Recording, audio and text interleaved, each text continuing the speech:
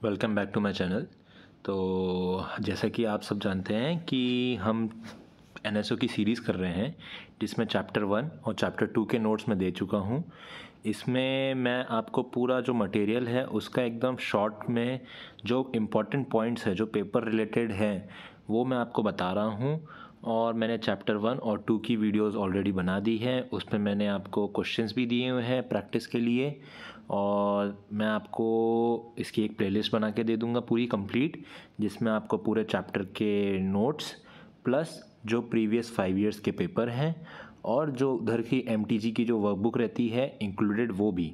ठीक है, आपको कुछ नहीं करना है, आपको बस जो मैं बताते जा रहा हूँ, जो आपको इम्पोर्टेंट लग रहा है, जो आपके दिमाग से स्लिप हो गया हो, जो मिस हो जा रहा हो, तो उसको आप नोट कर लीजिए।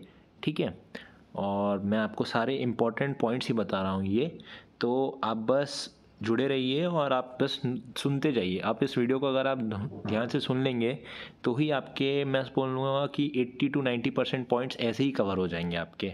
ठीक है, चलिए हम स्टार्ट करते हैं चैप्टर 3, जो कि है फाइबर टू फैब्रिक। ठीक है, अब जैसे कि आप जानते हैं कि जो क्लोथ्स होते हैं हमारे, सबसे पहले क्लोथ्स का यूज़ किस किस के लिए होता है। ठीक है, तो हमारी बॉडी को डस्ट से, हीट से और कोल्ड और रेन से बचाने के लिए ये क्लोथ्स का पर्पस है। मेन पर्पस क्या क्या है? डस्ट से, हीट से, कोल्ड और रेन से बचाने के लिए। अब क्या होता है कि जो क्लोथ होता है उसका जो यूनिट होता है जिससे वो बन रहा है उसको हम बोलते हैं फैब्रिक।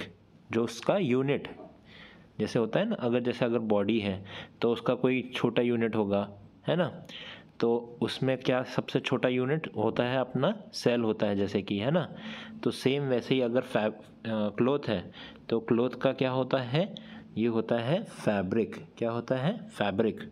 ठीक है, अब फैब्रिक जो होता है वो भी उससे छोटे छोटे इससे पार्ट से बना होता है। ठीक है, जो फैब्रिक होता है वो भी छोटे छोटे थ्रेड्स जो होते हैं ना, आप देखेंगे जैसे ऊन टाइप के होते हैं, वो छोटे छोटे टाइप के थ्रेड से बना होता है। उसको हम क्या कहते हैं? उसको हम कहते हैं यान। ठीक है, उसको क्या कहते हैं हम? यान। ये आ सकता है कि फैब्रिक जो है वो लूज थ्रेड से जो बना होता है उसको हम क्या कहते हैं? तो उसको हम कहते हैं यान। ठीक है, देन आता है कि जो फाइबर जो है वो भी उसको यान को एक्सप्लेन किया गया है कि जो फाइबर होता है। ठीक है, अभी सबसे पहले क्या था आपका? फैब्रिक। ठीक, फैब्रिक किससे बना हुआ है? फैब्रिक बना हुआ है यान से। ठीक है, और यान किससे बना हुआ है? यान बना हुआ है फाइबर से। ठीक है, अब फाइबर को भी हम क्लासीफाई करते हैं। क्लासीफाई करेंगे तो किस में करते हैं हम फाइबर को क्लासिफिकेशन? हम फाइबर का क्लासिफिकेशन करते हैं फर्स्ट क्लासिफिकेशन नेचुरल, जो कि हमें प्लांट्स और एनिमल से मिल रहे हैं। और जो हमारा दूसरा क्लासिफिकेशन होता है वो है सिंथेटिक, जो हमें केमिकल सब्सटेंसेस से मिल रहे हैं। जैसे कि एग्जाम्पल में, नेचुरल का एग्जाम्पल हो गया आपका कॉटन, जूट, देन सिल्क। ये हम मोस्टली यूज़ करते हैं। देन आ जाता है हमारा पॉलिस्टर, नायलॉन और एक्रिलिक। ठीक है, ये क्या होता है? जो सिंथेटिक फाइबर्स होते हैं ये हम कोई स्पेशल पर्पस के लिए यूज़ करते हैं। जैसे आप जानते हैं कि नायलॉन जो होता है, नायलॉन की रस्सियाँ बनाई जाती हैं जिनकी ग्रिप बहुत ज़्यादा अच्छी होती है। ठीक है, तो हम सिंथेटिक मटेरियल का हम ऐसे यूज़ करते हैं। ओके, देन आता है जैसे कि प्लांट फाइबर जो है, अब मैंने आपको एग्जाम्पल तो बता दिए, एग्जाम्पल में मैं आपको एक्सप्लेन भी तो करूँगा ना। ठीक है, तो आपका आता है सबसे पहले कॉटन। ठीक है, कॉटन का प्रोडक्शन कैसे होता है? कॉटन का प्रोडक्शन होता है सीड्स से। ठीक है, कॉटन का जो प्लांट होता है उसकी सीड्स रहती हैं। ऐसा जस्ट एक कॉटन टाइप का फ्रूट टाइप का रहता है। ये एक फ्रूट टाइप का रहेगा, ये प्लांट से जुड़ा हुआ रहेगा। ओके, अब क्या होगा कि ये जब राइप हो जाता है तो ये थोड़ा सा ऐसे स्प्रेड हो जाता है, यही वाला फ्रूट स्प्रेड हो जाएगा। ठीक है, ऐसे टाइप का, और बीच में आपका कॉटन प्रेजेंट रहता है। ओके, तो हमें सीड से मिलता है।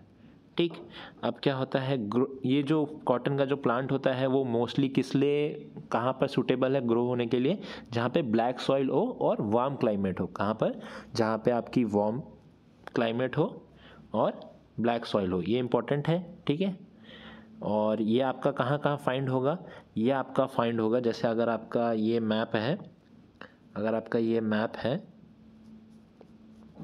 ठीक है, तो आपका ये वाला जो पोर्शन है, ये वाला पोर्शन, कौन सा वाला, ये वाला पोर्शन, ठीक है, इधर पर आपका मोस्टली फाइंड होता है, ठीक है। और फिर उसके बाद आता है आपका जो the fruit of the cotton plant is called cotton ball, जो मैंने आपको अभी एक्सप्लेन किया था, ठीक है। Cotton fibres have large number of spaces between them and thus let's air in, जो मैंने ये एक्सप्लेन किया था ना आपको कि ऐसा फ्रूट रहता है तो इसमें बहुत स्पेस रहती है, यहाँ पे आपका जो कॉटन स्प्रेड हो जाता है तो उधर पे एयर होती है एब्जॉर्ब, ठीक है। और क्या होता है, कॉटन फाइबर की एक स्पेशल प्रॉपर्टी है कि कॉटन जो होता है वो ईजिली स्वेट ऑब्जॉर्व कर लेता है, पानी जो रहता है स्वेट पसीना उसको बहुत जल्दी एब्जॉर्व कर लेता है, इसलिए हम जो कॉटन की टी शर्ट्स हो गई, शर्ट्स हो गई, ये हम समर सीज़न में पहनते हैं, प्रेफर करते हैं, ठीक है। और कॉटन का यूज़ कहाँ क्या किया, किस किस पर्पज़ के लिए किया जाता है, जैसे टी शर्ट बनाना हो गया, टॉवल हो गया, देन सूट्स, जीन्स और जो बेडशीट्स वगैरह नॉर्मल पर्पज़ के लिए, ठीक है। अब क्या है, गिनिंग जो होता है, गिनिंग एक प्रोसेस है, ये मैं आपको एक्सप्लेन करता हूँ, नीचे भी मैंने एक्सप्लेन पॉइंट लिखा हुआ है इसका, मैं आपको नीचे एक्सप्लेन कर देता हूँ, ठीक है। अब दूसरे फाइबर पे हम आते हैं जो कि है जूट। जूट कहाँ से आता है, आपको जूट मिलता है स्टेम से, कहाँ से मिलता है, स्टेम से ऑफ जूट प्लांट। एक बार फिर से याद कर रहा हूँ, कॉटन आपको कहाँ से मिलता है, सीड्स ऑफ कॉटन प्लांट से, और जूट आपको कहाँ से मिलता है, स्टेम ऑफ जूट प्लांट से, ओके। और ये आपका कहाँ पे होता है, ये आपका ग्रो होता है रेनी सीज़न में, ठीक है, रेनी सीज़न में ग्रो होता है। अब जैसे मैंने बताया था कि ये अगर आपका मैप है, ठीक है, तो अभी मैंने बताया था कि ये वाला साइड जो है इधर पे आपका कॉटन था, ठीक है, पर ये वाला जो साइड होगा आपका, ये वाला साइड, इधर पर आपका क्या मिलता है, जूट मिलता है आपको, ठीक है। और जहाँ पे ज़्यादा बारिश होती है, जहाँ ज़्यादा बारिश होगी हम जहाँ पे जूट ग्रो कर सकते हैं।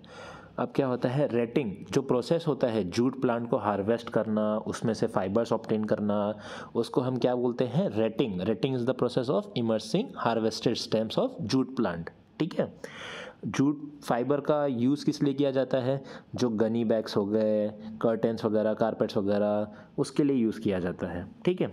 थर्ड फाइबर है हमारा कॉयर, क्या है, कॉयर। कॉयर का यूज़ क्या है, कॉयर जो होता है एक वाटरप्रूफ फाइबर होता है, क्या होता है, एक वाटरप्रूफ फाइबर है जिसको हम कोकोनट के शेल से, आउटर शेल से ऑब्टेन किया जाता है, ठीक है। अब इसका, अब ये वाटर प्रूफ है तो हम कहाँ कहाँ यूज़ कर सकते हैं, जैसे मैट्रेस हो गया, सैक्स हो गया, वहाँ पे सैक्स को यूज़ करा जा सकता है सैक्स के प्रोडक्शन में, ठीक है। देन आता है हमारा फोर्थ, फ्लैक्स।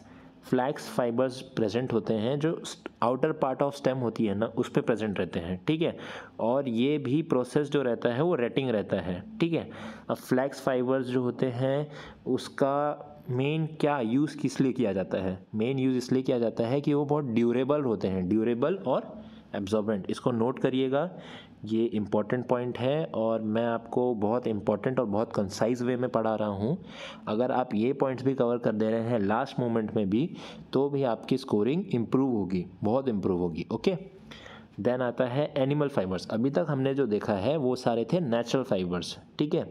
अब उसमें हम नेचुरल में ये प्लांट वाले फाइबर्स थे, अब हम देखेंगे एनिमल फाइबर्स। एनिमल फाइबर्स में आपका आता है सबसे पहला सिल्क। सिल्क तो आपको सबसे फेमस है, और सिल्क फेमस है, और आपको इसका ये भी पता होगा कि कहाँ से ऑब्टेन किया जाता है, तो it is obtain from the cocoon of silk worm. कहाँ से होता है, सिल्क वॉर्म। और रेयरिंग जो होते हैं ना सिल्क वॉर्म को, जो प्रोडक्शन करते हैं, जो उनको उसका पूरा प्रोडक्शन मेंटेन करना, उसमें से ये सिल्क फाइबर निकालना, उसको हम प्रोसेस को जो पूरा है उसको क्या बोलते हैं, हम उसको बोलते हैं सेरीकल्चर। क्या बोलते हैं, सेरीकल्चर। सिल्क जो होता है उसकी प्रॉपर्टीज़ क्या है, सिल्क स्ट्रॉन्ग होता है और शाइनी होता है, और ज़्यादातर जैसे आपने देखा होगा ना सिल्क की साड़ी है तो सिल्क स्ट्रॉन्ग और शाइनी रहता है, क्या रहता है, शाइनी। इस वजह से हम साड़ी, टाइज इसमें यूज़ किया जाता है, ठीक है। आता है वूल, ये तो मोस्ट फेमस है, ये तो सबके घर पे इसका कुछ ना कुछ यूज़ किया ही गया होगा फाइबर का, ठीक है। अब ये पर ऑब्टेन कहाँ हो सकता है, यहाँ कहाँ से होता है, it is obtain from a hair of sheep and other animals. कहाँ से होता है, शीप जो होते हैं उसके हेयर से ऑब्टेन किया जाता है ये, ठीक है। और जो फाइबर को जब निकाला जाता है, ठीक है, जो क्लिपर्स के हेल्प से, उसको क्या बोलते हैं हम, शेयरिंग प्रोसेस क्या बोलते हैं, क्या बोलते हैं, शेयरिंग, ठीक है। इसको नोट कर लीजिएगा, ठीक है। वूल ट्रैप्स जो होते हैं वो आपकी हीट कैसे, मतलब बोलते हैं ना कि अगर आप ठंडी आ रही हैं तो वूल के कपड़े पहने, क्यों क्यों क्योंकि जो हीट होती है, जो एयर होती है, उसको वो ट्रैप कर लेते हैं अपने अंदर, ठीक है। तो जैसे अगर कोई चीज़ ट्रैप हो जाती है ना, जैसे एयर, जैसे green house effect, basically green house में भी क्या होता है, आपकी एयर ट्रैप हो रही है अर्थ के एटमॉस्फेयर के अंदर, इसलिए वो अर्थ को गर्म कर रही है। सेम वैसे ही वूल में आपकी एयर ट्रैप हो जाती है, ठीक है। अब क्या होता है, कन्वर्जन, मैंने ये जो बोला था, conversion of yarn into fabric.